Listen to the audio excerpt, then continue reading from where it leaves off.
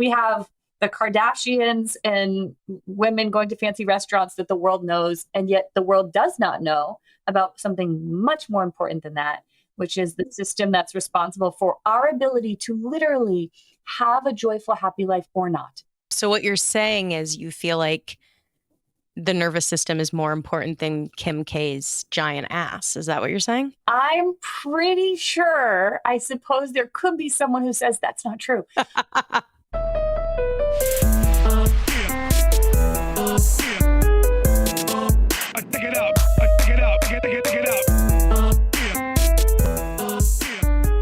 Damn, let's talk some shit.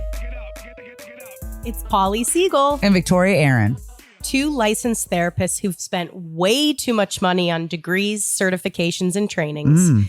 We both love what we do and couldn't imagine working in any other profession. But we're forced to be serious all the time, and that gets boring. Shit Talking Shrinks discusses important mental health topics, the human experience, and society at large, while poking fun along the way. It won't be all fun and games because after every episode, you'll walk away with tangible tools to navigate life more effectively. We love a tangible tool. Hello, everyone. We have another fabulous guest, Sarah Baldwin, who's joining us all the way from California. Thank you for being here. Oh, thank you so much for having me. Totally. So I want to, we, as everyone knows, we pick our guests very intentionally because we want to feature folks that have really specialized niches and are really experts in the area that they talk about. And so today we're going to be talking about polyvagal theory, how to regulate the nervous system. And Sarah is a somatic experiencing practitioner, as well as a trauma-trained life coach, and has a practice out in LA and really helps individuals to kind of work through, I think, just nervous system barriers. Correct me if I'm wrong, but really, I would imagine people that are in that hyperarousal state or hypoarousal state, and helping them get back into their window of tolerance and be able to live their best life. Yeah, absolutely. It's interesting. Well, it's not interesting. It's really frustrating. Interesting might be a politically correct way of saying it. It's really frustrating to me that we learn so many things throughout our lives. Not that that's a bad thing, but, in schooling, I've learned so many random facts I've never again used, like the difference between a cumulus cloud and a stratus cloud. I'm not sure what that is, but I know I learned it in third grade. And trigonometry, calculus, and how to drive a car. We learn all of these things, and yet no one teaches us about the vehicle that lives inside of us called our autonomic nervous system that is literally responsible for our thoughts, our behaviors, our feelings, the sensations we have, how we perceive ourselves, others, and the world around us. It's responsible for our whole experience, and no one teaches us how to be in control of this vehicle that lives inside of us. And as a result, it's as if it goes on cruise control. And that means that our nervous system is guiding the way instead of us. It's never trying to harm us, trying to protect us, but it's just fascinating to me that no one teaches us about the system. And so the work I do is to teach people about it and then how to gain control of it and speak to it in a way that it understands. And in doing so, we resolve trauma from the past, and we allow, which then allows us to step into the life that we're wanting. And I'm really glad you brought up the shortcomings of society and their teachings, because we also weren't taught effective communication, which is one of the greatest life skills that we use every single minute, moment to moment. And people don't know how to communicate, let alone, like you said, really be able to regulate their system that keeps balance and homeostasis and equilibrium, which is imperative for survival, but not just survival, also being able to thrive. So how did society fuck us so good? Something that I think is problematic is the whole, I'm doing modern in quotes, air quotes right now, the modern mental health system. We call it so modern because what really happened beginning with Freud is, and it's been colonized. I mean, there's a lot of amazing things about mental health, but there's a lot of problems. And one of the problems is that all of this lots of times, a lot of research and information stays in an institutionalized container where people like you and I know all of these things. And the books on my shelf are written for people like you and I, meaning people in helping professions. It is not made mainstream. So what frustrates me is that our field hasn't done a better job about reaching people and speaking to people in the way that they understand and want to be spoken to. And so, we have this systemic issue of like people watching, I don't know, what are the like Real Housewives? No problem watching that. But my point is, like, we have the Kardashians and women going to fancy restaurants that the world knows, and yet the world does not know about something much more important than that, which is the system that's responsible for our ability to literally have a joyful, happy life or not. And so I think, like, I take as our profession, I think, has a lot of ownership in that, of not speaking to people in a way that isn't boring, isn't feel like you're back in school again in a way that you want to fall asleep. And so part of what I care deeply about is really, how do we take this very complex information and make it tangible in a way that's approachable and not boring and accessible. Yeah. So what you're saying is you feel like the nervous system is more important than Kim K's giant ass. Is that what you're saying? I'm pretty sure. I suppose there could be someone who says that's not true. But I am pretty sure that is the case. Yeah. And people just don't know. So instead, what we do is we find ways to cope and cover up our dysregulation.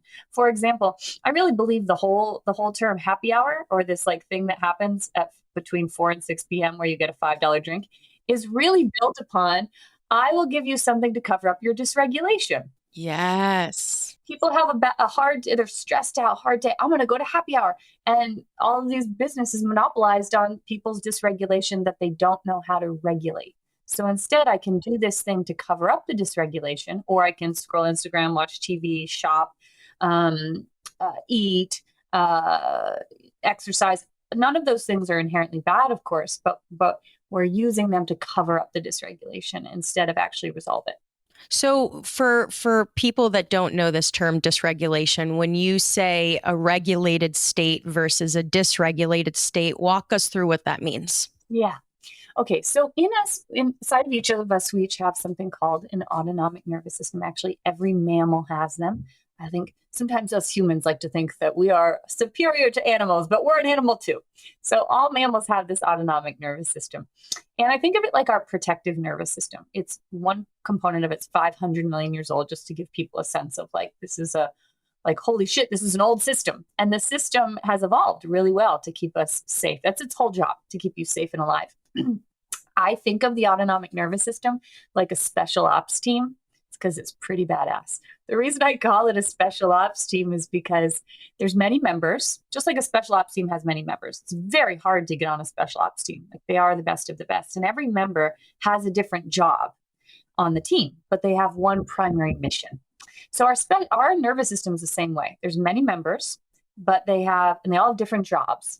But there's one primary mission, and the whole mission is to keep you safe and alive at all costs, no matter what. That's its number one goal. So the first line of defense in our special ops team, our nervous system, it's called neuroception. And so think about like a threat detector. It lives in our brainstem, and for anybody who's ever felt like I'm broken, I'm lazy, there's something fucked up, there's something wrong with me, I really hope what I'm about to say shows you, because this is what neuroscience says, how extraordinarily perfectly working you are. So we have this threat detector. It looks out into the world every single millisecond of our lives, which I don't actually know. I've never counted a millisecond, but it's very fast, everybody, faster than a second. So it's looking out into the world and it's saying this. Is that safe, dangerous, or life-threatening? Is that safe, dangerous, or life-threatening? Is that safe, dangerous, or life-threatening? Every millisecond of our lived experience, it has been doing that. It never stops. So it's it's right now, it's listening to both of our voices and saying yours is from whoever's listening. And it's saying, is that safe, dangerous, or life threatening? Is the color of the tree in front of me safe, dangerous, or life threatening? Is the way that that person tilted their head and has not responded to what I'm saying safe, dangerous, or life threatening? So the way that it decides what is safe, like how is it making its just decision? Well, we each have what I think of like a database, an internal database. Like think of it like a computer system. And it has every lived experience you've ever had in there. You don't have to remember them. They're in there. So the threat detector looks to the database for information to decide if our current experience is safe or not. So here's a very simple example of two experiences. Let's say, so I'm looking out my window right now and there's this beautiful tree I look at a lot. And immediately as I look at that tree, I feel good. Well, why is that happening? Because my threat detector looked to a tree and it says, what data do we have on a tree? And as it looked inside my database, it said, wow, well, in my childhood, I have a complex trauma history. My house was very dangerous, but I grew up in the woods. So the woods were my safe place. Like that's where I went to be safe. So in a millisecond, the threat detector says, oh, the coast is clear. It's safe. So it's like it's talking to the rest of the nervous system because it's in charge. And it says, coast is clear. Team Ventral, we need to call you in. So think of that like one of the special ops team members. Ventral, so it's called our ventral vagal complex. This is our state of regulation. So we only go here when our threat detector says we're safe. It's decided we're safe. That all happens subconsciously. And when we come into regulation, it's like for those of you that are just listening, you can't see me, obviously. I'm putting my hands at my side. So imagine at each of your side, there's a team ventral standing next to you.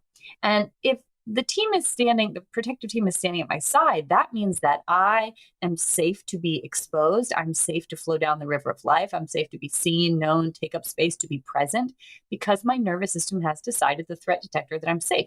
So as a result, when we're in our ventral vagal complex, we experience things like peace, presence, safety, joy, contentment, curiosity. Everything feels just right. I have just the right amount of energy in my body. I am present to my entire experience. This is where joy and play and sexuality lives, and creativity. All of the things that we are wanting in life live in our ventral vagal complex. And so really, I believe the number one reason for our suffering is because we're not spending enough time in this state. That is really the answer. We can have, we see this, right? People who have all the material things, or even the career, the purpose. They've got the family, they've got the purpose, they've got the finances, but yet they're not able to enjoy all of them. And that's because they're not spending enough time in this state of what's called regulation. So that's why we experience regulation and what it's like. And the whole goal of healing, I really believe the whole goal that anyone goes to therapy is because they're not spending enough time there, because it doesn't feel good when we're not there. Right. And remind me the name of the special ops team that allows you to be in that regulated state. Yeah, it's called, that member of our special ops team, it's the first line of defense. It's called neuroception. You could think of that like a threat detector. So think of it like there's one person that stands in front of you that's like, I've got this. I'm going to be the first to look out. I never sleep somehow. And I am always looking out to see if you're safe or not.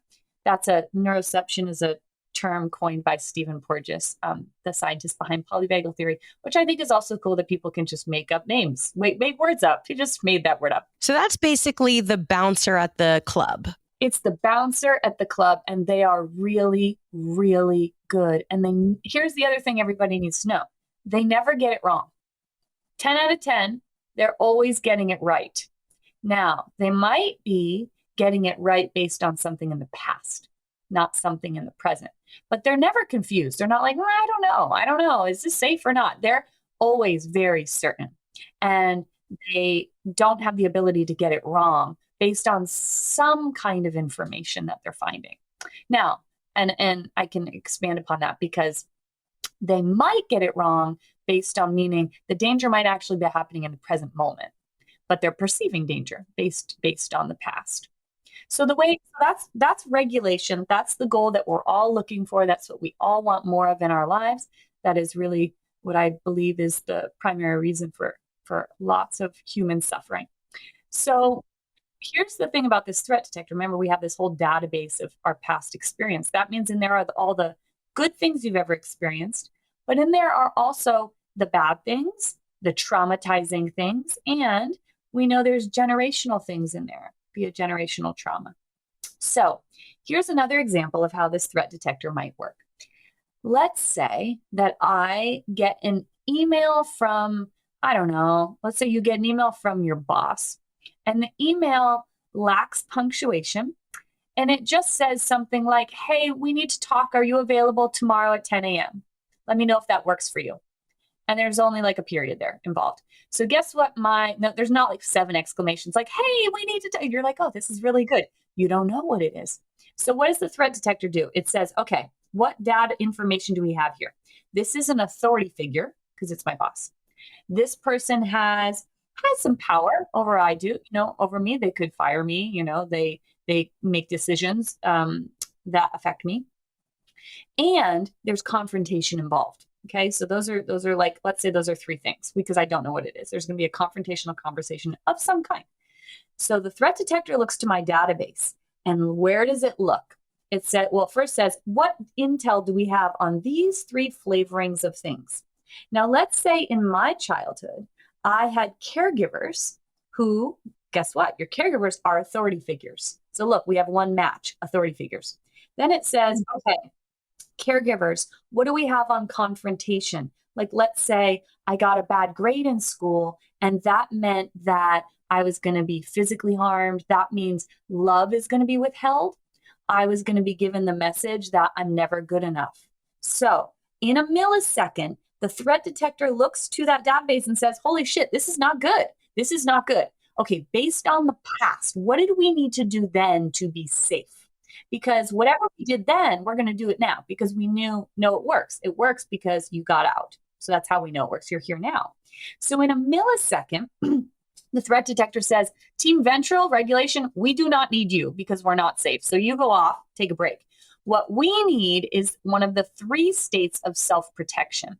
And I think let's call in our sympathetic nervous system. So this is not like before I described it as Team Ventral is standing at my side. When I am in sympathetic, it's as if Team Sympathetic is standing in front of me, meaning think of it like 2 soldiers standing in front of you, blocking you. Their whole job is to keep danger away. So when we're in sympathetic, this state is all about the doing. My system is saying there's danger, but I think we can do something about it.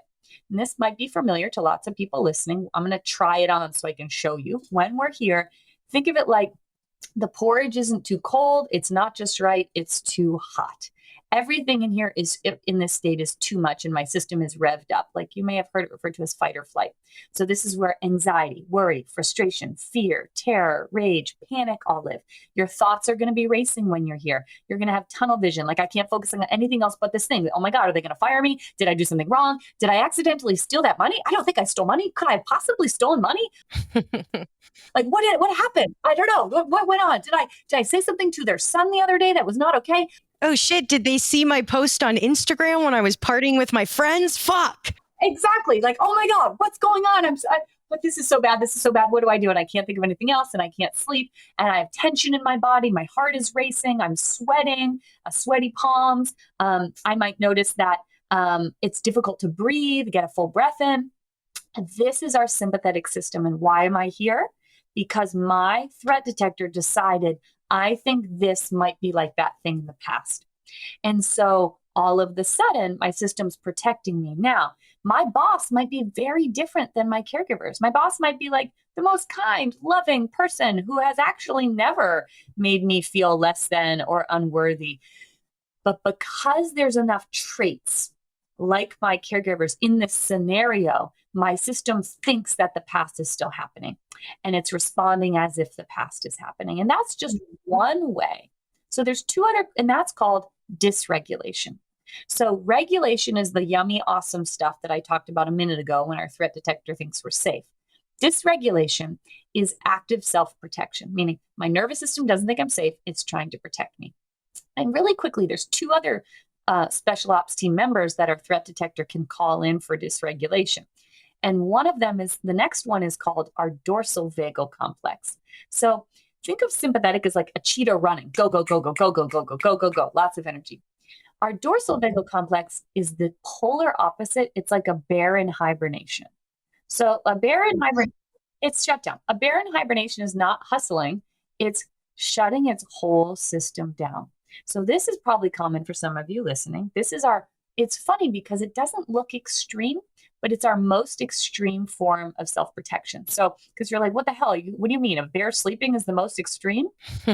Because we go here essentially because our nervous system has decided, I don't think I can fight this thing, this danger, and I don't think we can get away from it.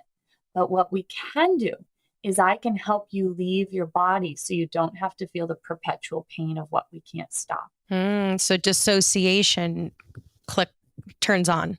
That's right. But not just dissociation. There's lots of nuance of experience in our dorsal system.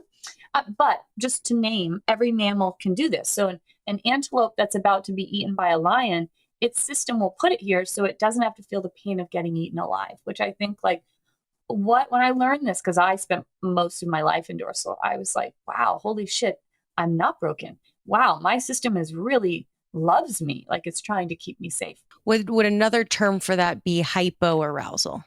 Yes, it is. But what's another important distinguisher is there's a third state of dysregulation that also involves hypoarousal and hyperarousal that's slightly different. But yes, this would be considered hypoarousal now, or shutdown.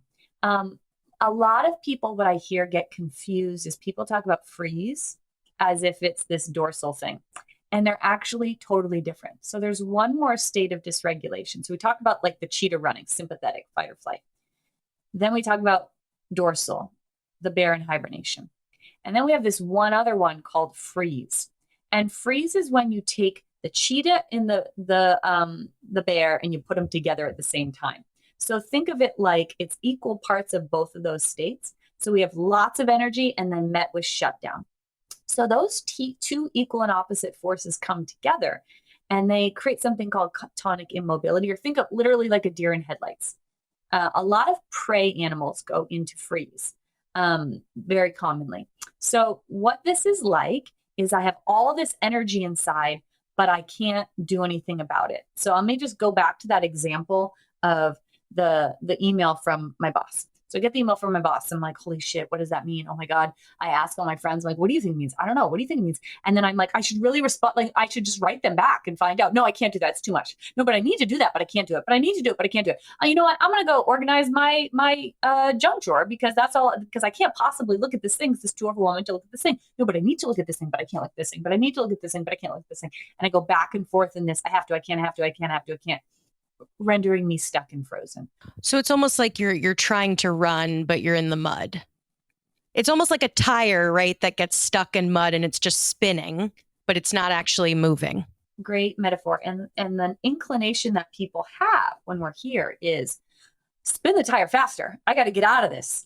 The issue is when you try to spin the tire faster or bring more of that mobilizing energy in, like just do more, it actually brings also at the same time brings more of that dorsal shutdown energy in, because it's the rule of this state is two equal and opposite forces, which like if I did that to a car in mud, it would make the groove that I'm stuck in deeper, meaning it would make it harder for me to get out. And that can be what happens when we're in freeze too. So those three states are dysregulation. Yeah. Okay. Well, one, you've done the most phenomenal job of walking people through this. This is the images that you provided and the way you've explained it, I think is not only digestible, but it makes sense. Like as you're talking, I am imagining myself and what I look like and feel like in each of those states. Like I could literally, as you were talking, close my eyes and be like, I know what I'm like when I'm the tire spinning and can't move. I know what I'm like when I'm in hyperarousal and I'm panicked and keyed up. I know what I'm like when I'm shut down and deadened and disconnected. Like I think you did such a beautiful job of describing all those. And I'm hoping listeners, can re-listen and imagine yourself in each of those states. Like as Sarah's describing it, close your eyes and think of examples in which you embodied that or you were trapped in that. I want to take a quick pause to talk about our sponsor, a company called BetterHelp.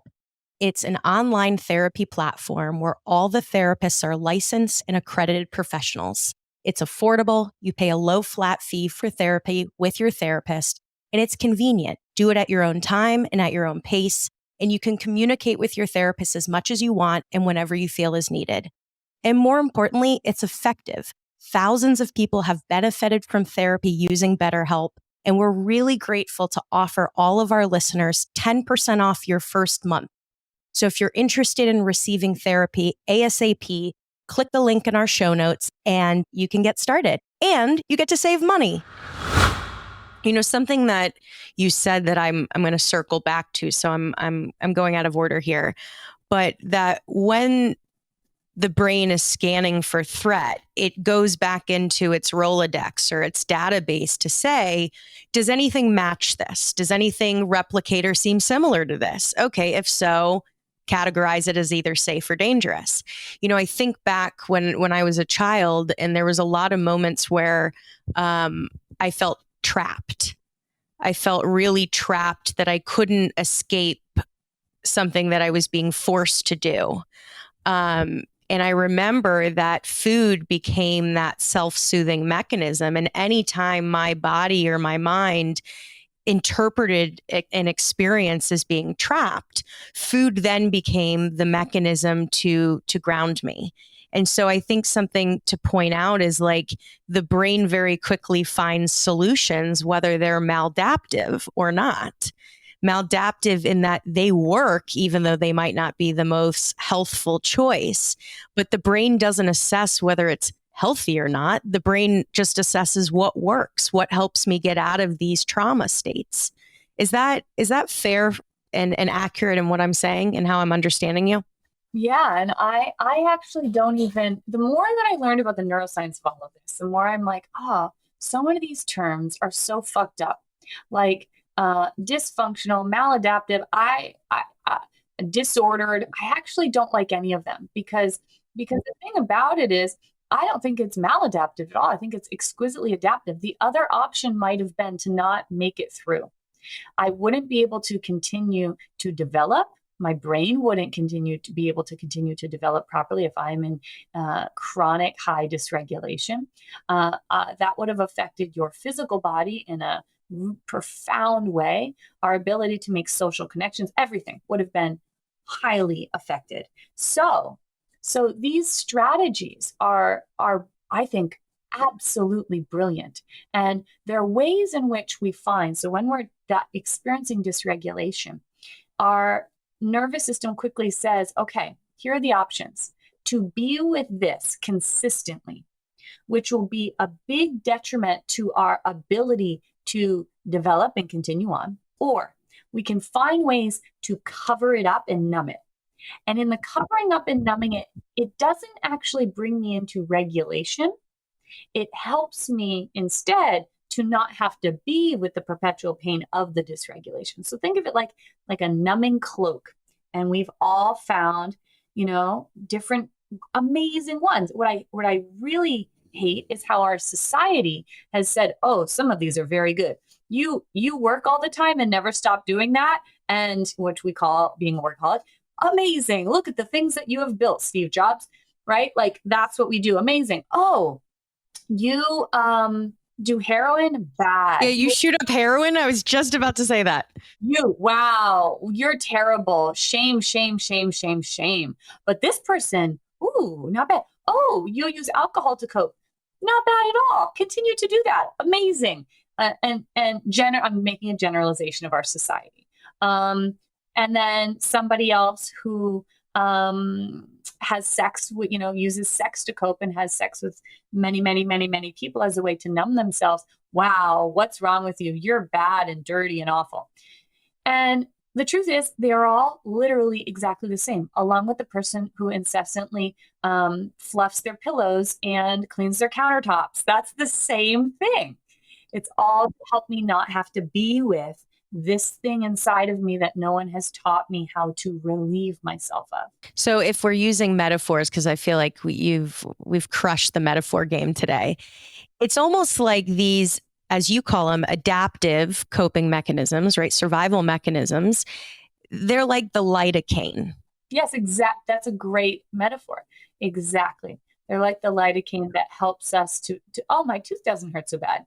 Actually, it doesn't hurt at all. I can go about my day now. Right. And for listeners, the lidocaine comes in many forms, right? It could be food, it could be sex, it could be chronic shopping, substances. So I just want that to be applicable as people digest what we're saying. And so many others. Yeah, it could, as you mentioned, shopping, sex, exercise. What we see a lot is people replace one with the other. Like if it was alcohol, now I do ultra marathons. I just never stop moving. So yeah, so many things. Keeping my house a particular way, has to always look a particular way, never slowing down. So even on the weekends, I'm doing errands and I do this thing and I do this thing and this thing. That's the same thing. They all serve the same purpose, which is to help you escape the discomfort that you're feeling. Exactly. Yep. That I don't know what to do with. If I knew what to do with the discomfort, maybe I could start being with it so that I could then get rid of it. But if I don't know how to get rid of it, who would ever want to just be with it? What a terrible idea. Right. We're also not wired for for being in discomfort. We're wired for the opposite. So we're all about tangible tools. And I think listeners have gotten a pretty almost perfect picture of regulated versus dysregulated, the different systems or special ops teams that kick into gear when we detect threat. What if someone is able to recognize I am dysregulated, I am either keyed up or I'm shut down or I'm in this mixed state and the tire's spinning and I can't get out? What are 3 different tools that can help someone? And I'm hoping we actually get more specific. Like if someone's in a state of hyperarousal, what's the best tool? If someone's in shutdown mode, what's the best tool? And if you're in that mixed state, what's the best tool? Mm-hmm. Yeah, I was just about to say that. Here's I'm on Instagram. I think that's how we got connected. That's a great tool. And here's the issue that I find, that as things become popularized, which is great, there's also a lot of people that don't know what they're talking about things they don't know what they're talking about. And what I mean by that is, if you like nervous system, I see it everywhere. But a lot of people don't know how complicated this is. And what they'll do is say, regulating resources, do this to regulate your nervous system, do a cold plunge. If I have to see one more guy doing a cold plunge telling me it's going to save my life, I think I'm going to punch them. But my point in saying that is because these people that don't understand the complexity of the nervous system think there's one thing, that there's like this magical thing for everything. Or breath work, go to a breath work class. No, maybe not. That might be the worst thing for you, actually. But it's a lot of these things are sold as this is the thing to regulate your nervous system. And that's just not the case, because we need different things to regulate our nervous system based on where we are in our nervous system. So one thing that is helpful in all 3 states, but is different in all 3 states, is our breathing. Breathing is a direct route to regulation or dysregulation.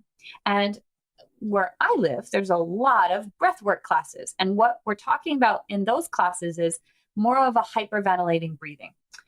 Now, people go to them because they're one of the reasons that people go is because, of course, they're dysregulated, but also because I can't access my feelings. And when I go to a breathwork class, what I'm doing is inducing to my system, there's a lion chasing me by hyperventilating. That tells your nervous system that there's essentially a lion chasing you. And then you're going to have affect. You're going to feel.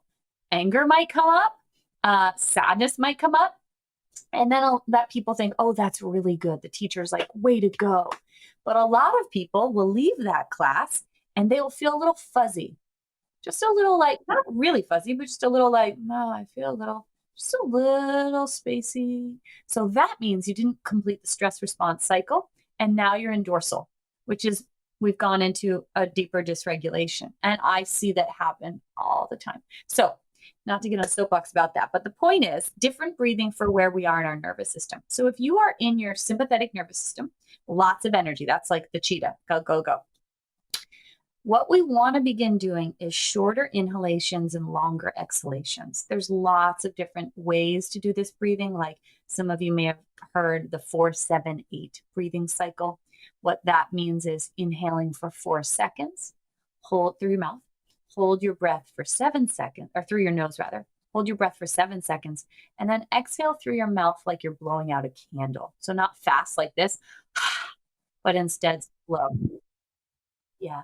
The reason why we want to do that, people ask me a lot, is like, well, why do we want to do that? Because when you breathe like you're blowing out a candle, the air comes out slower and takes longer for your lungs to then release the air in your lungs. And that's what we want for regulation. So that is, but you don't have to do 4-7-8. You could do, I'm going to inhale for 4 and I'm going to exhale for 10. That breathing helps to bring us into our ventral vagal complex. That's the same breathing that you want to do in the tire spinning state called freeze. When we're in freeze, we have a lot of that sympathetic energy. So when we breathe in that way, it will release the sympathetic energy and land us in which is called discharge, and land us closer to regulation. Now, if you're in dorsal, that is the worst thing that you could do. The reason being is because I am already immobilized. I'm a bear in hibernation. I don't want to go further into that. I don't want to bring more calming energy in. I need to bring in some mobilizing energy. So something, we didn't get into this, but there's a hierarchy to our nervous system. And that simply means that when we're in dorsal, the most extreme state of self-protection, we have to go through sympathetic to get to ventral. Meaning you have to go through mobilization to get to regulation. And that can happen slowly or very quickly. So when we come out of dorsal, we want to bring energy in. So a simple thing you can do is 2 very short, equal and fast inhale and exhale, like through your mouth, like this. Just 2 though, not an hour of a breathwork class, just 2. And then after you regulate, rest and notice, because what I just did was that increased energy in my body. That's what we want when we're in dorsal. And we want to notice after, do I feel any more here, any more present? And then after you rest and notice, you can do it again. But, within 30 seconds, you can do another round of that. But let's. Yeah. So this is just 2 equal, and don't feel like, oh, I have to get it exactly equal, but 2 equal breaths in and out your mouth like this. Exactly. Yep. And because what that does is, I just brought mobilization in my body, but I don't want to bring too much in, because if I bring too much in, now I'm going to have panic in my body, which is not what I wanted. I want mobilization so I can get to regulation. So that's breathing is a simple way to bring us into regulation. And then a couple other quick things is when we're in sympathetic, all of these states are like their own country. I use a number system to describe them, meaning 1 is least extreme, 10 is most, because it's nuanced. It's not all one thing. So if I am at a 1 to a 5 sympathetic, so that's least extreme to like middle of the road. That's as if, to use another example here, that's as if a lion is chasing me, but the lion is, I don't know, it's 1/8 of a mile away. I'm an animal tracker and I can tell. So it's 1/8 of a mile away. My nervous system says, okay, that's dangerous, but it's not like it's like right there. Or maybe it's even 1/4 of a mile away. We have some distance. And so if I said to you, we were, the lion was 1/8 of a mile away, and I said, okay, hey, let's pause right now and let's orient, or let's pause right now and just close our eyes for 30 seconds, or let's do this meditation thing. You might be nervous, but you'd be like, okay, we can do that. I can do that. Or let's do some tapping or swaying. You'd probably be like, okay, I can do that. Now, if the lion was, let's say we're at a 5 to a 10 sympathetic, so that's heightened activation. That's like the lion is 50 to 25 feet away from me. And imagine I said to you, hey, I saw on Instagram that meditation is the best thing for regulation. Remember, this is another thing like where people like make this overarching thing about like meditation will help you. Well, if I had a lion 50 feet away from me and I said that to you, you'd probably be like, good luck, Sarah. You must have truly lost it. You can get eaten by the lion. I'm going to get the fuck out of here. Right. This is why when you are at sympathetic at like a 5 to a 10, so this is like I have pretty high anxiety, I'm having some panic and so on. This is cheetah mode. Cheetah mode. If you try to make yourself sit down and meditate or sit down and listen to this calming recording, or even like I'm going to sit and do some humming or I'm going to orient to my room, you'll probably notice you get more dysregulated. And that is for good reason because your nervous system is like, Sarah, you are totally lost it today. We need to go. Why aren't you going? So if you're in a heightened sympathetic, the rule is 5 to a 10. The rule is move. So we want movement in our body. This could be going for a brisk walk or a run. This could be lifting some weights. This could be literally organize your counter, like clean things up, move around, go for a drive in your car, jump on a trampoline, listen to music and let your body move how it wants to move, not manipulating your body. Shaking, letting your body shake how it might want to versus trying to manipulate it to do what you think it might want to do. So all of those kinds of things are going to be really important. When I'm working with a client who is in a heightened sympathetic, I would never do a session sitting. What a waste of time because their nervous system's not going to be able to come out of that. So instead we might do a walking session or at least moving around the office. Very, very important. If you're at a 1 to a 5 sympathetic, things like meditating, doing a body scan, orienting. Orienting is a simple tool I can explain in just a moment. Humming, swaying, tapping, all of these things are really helpful. So just important to distinguish where we are in our nervous system depicts what we should be doing. Something that is helpful in sympathetic freeze or dorsal is what I just said called orienting. So orienting is simply using our external environment to show our nervous system that we're here. So here's the thing, when you are dysregulated, but you're safe, meaning the present moment is actually not that dangerous, but you're dysregulated, that's a clue that your nervous system actually is not here. It's being reminded of that thing when you were 5, or the thing when you were 25, or the thing when you were 10. And for all intensive purposes, it's traveled time back to that. It's in 1980 or 1990 or whatever. So our job is to say, oh, hey, nervous system, you don't think I'm here. Let me show you that we are by using our external environment.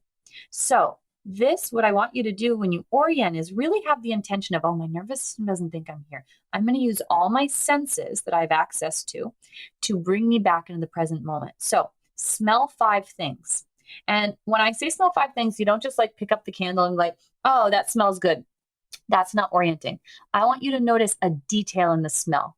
Really try to pick up a detail of what you're smelling. Like imagine you're a wine expert, smelling the details of wine. How do you notice the subtleties? Why is that important? Because it brings you more into presence. And then hear 5 things. It could be the sound of the radiator or the sound of, the annoying traffic outlet outside, whatever it is, 5 things. And then touch 5 things and really feel the detail of it. And then see 5 things. And 5 things is not like, oh, a white wall behind me. That's not specific enough.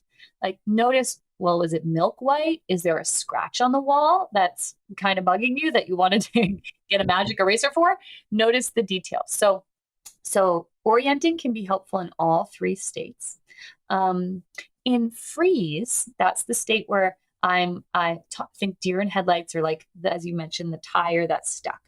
When we're here, very important that you don't bring too much energy in. Because if you bring more energy in, like I'm going to go do all these things, I'm going to go for this really long run. What can happen is you bring more dorsal in and you find yourself more stuck.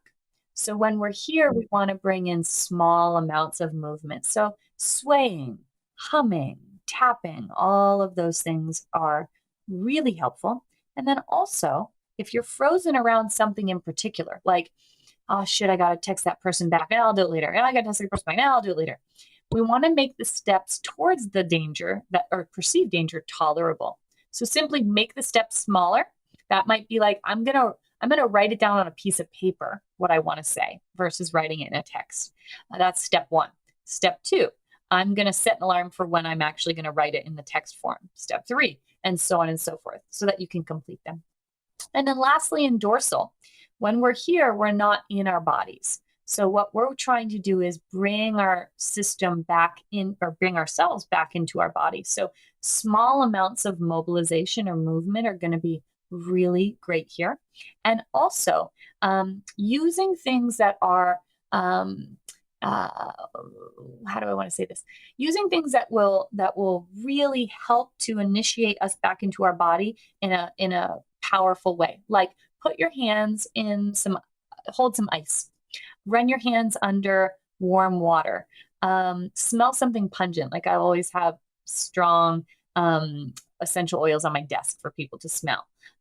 So what can help me come back into presence, and using more pungent things or cold things or warm things can really help. And then lastly, for all three states, I've already said a few things, but like orienting. But when you think about, I want to name for people how this is innately a part of whom we are. We have the ability to regulate, and our systems know how. They just have to be reminded. For example, if I had a baby that was in distress, they're dysregulated. What is the natural inclination of someone who has enough attunement to, oh, the baby's in distress. I pick up the baby. I put the baby onto my chest. Guess what? This is where your sympathetic nervous system lives. We know to do that instinctively. Then what do? I start to sway and I tap on their back. Well, guess what you're tapping on when you're tapping on their back? You're tapping on the backside of their sympathetic nervous system, which is where they are in distress. And then I maybe start to hum. Humming talks to your nervous system. The vibration lets your nervous system know that we are in safety. And so doing this simple thing, you can do this for yourself. Tapping on your chest, swaying and humming are incredible resources for regulation. And then I want to leave you with one more that works in all three, that comes from Peter Levine's body of work. He's the creator of Somatic Experiencing. Something I did say at the very beginning is that our nervous systems live in our body, and where a verbal language is not computable. And that means that our nervous system does not understand cognition. It understands somatics, which is the felt sense of our body, which is why if you're on the cusp of a panic attack and you say, like I did for many years, Sarah, what the fuck? Calm down. You're totally fine. It's fine. It's fine. There's nothing wrong. You're totally okay to go to the social event. You're like, stop freaking out. Everybody here is really nice. And I try to rationalize myself out of it. It never helped. In fact, my panic usually got worse. And that's because I'm trying to speak a verbal language to a system that literally can't hear me, which is why you can't talk your way out of shame. You can't talk your way into why your partner is safe and they're not going to cheat on you and leave like your father did, no matter how many times you try to say that. It lives in our body. So there's certain things we can do that talks to the nervous system, and they seem strange and weird at first, like the sound I'm about to give you. But no, it's so complex in what it's doing. Because when we're in our sympathetic nervous system or our dorsal system or freeze, the nerve endings are lit up.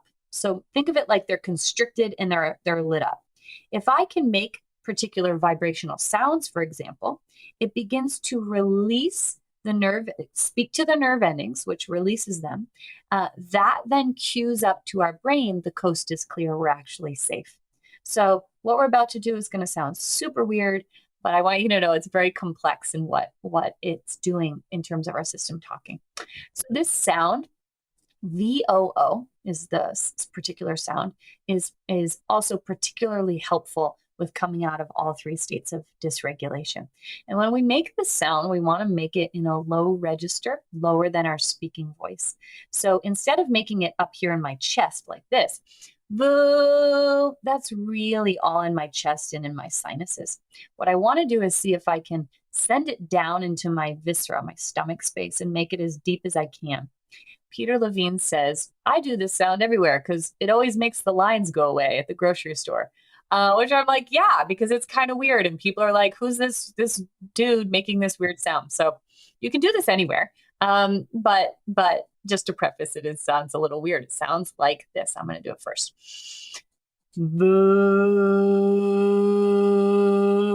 I want to drop the sound as deep as I possibly can. Feel the vibration in your stomach or imagine it in your stomach. And the way that I like to do it is a hand on my chest, a hand on my stomach. And I'll do it fully once through right now, but I like to do it 1 to 3 times. Don't do more than 3. And then rest and notice, meaning is anything different? So here's what it would be. Taking a normal in-breath and then exhaling until there's no air. So like this. And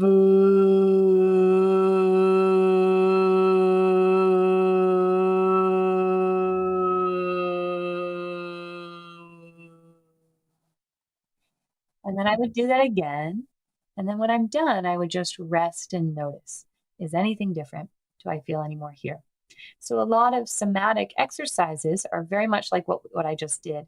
They seem strange and silly and weird. And how the fuck is this going to help my whole life and the problem in my relationship? But I promise you it will, because it begins to reshape your nervous system. You know, it reminds me like in grade school when we used to go moo with an M, but it's just with a V. Yeah, absolutely. It's very similar to the sound Om.